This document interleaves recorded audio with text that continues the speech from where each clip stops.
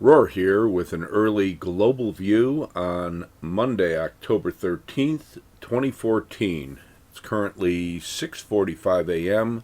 Central U.S. time, and we don't need to tell you it was wild and woolly last week, even though we were kind of happy that the markets conformed to the technical trend evolution within the near-term volatile swings. And what we can tell you about this morning is there's a limited amount of macro influence that is helping the equities clean up just a bit from last week's late week debacle.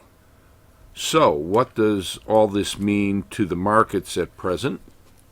Well, it means that the S&P future is up about $5, trading at about $18.99, which is important because that puts it back up to the key 1900 area low that was part of whether the market was going to be forming a head and shoulders top that might leave it open to a rather substantial rally back up, at least back up into those repeatedly failed supports in the 1940 to 55 area, and maybe even as back up as high as the 1970s.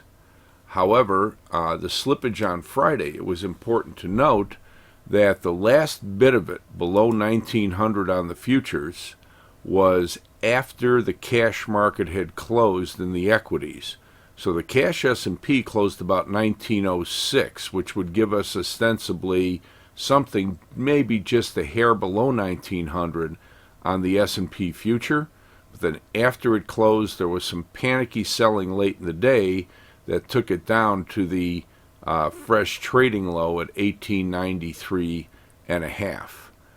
And if it does manage to stabilize no worse than around 1900 today, to no worse than Friday's low and start heading up, it could still be forming that head and shoulders pattern, and we'll see how on the weekly chart that would be with a slightly downward pitched neckline, but that would still be acceptable and still point toward a rather substantial rally back up. If not, next supports are down in the mid-1880s and below. Now, one of the key factors that we always are keen to point out is that from the time the market started failing again back on Thursday morning, the hourly and 30-minute MACDs leaked out below their lower runaway bands. And that's very important because when they're out below that, it tends to give the potential for further downside momentum. And you'll note that even though the markets tried to stabilize later on Thursday, when they come under pressure right away on Friday morning, it only exacerbates that situation. And even on the recovery on Friday, the rally late morning into lunchtime and trying to hold on, even the 30-minute MACD, which can come off of that downside violation pretty readily, didn't really ever show any real cleanup. And we always mention that the hourly is the more important, and that was just not showing any real signs of an upturn throughout the day on Friday.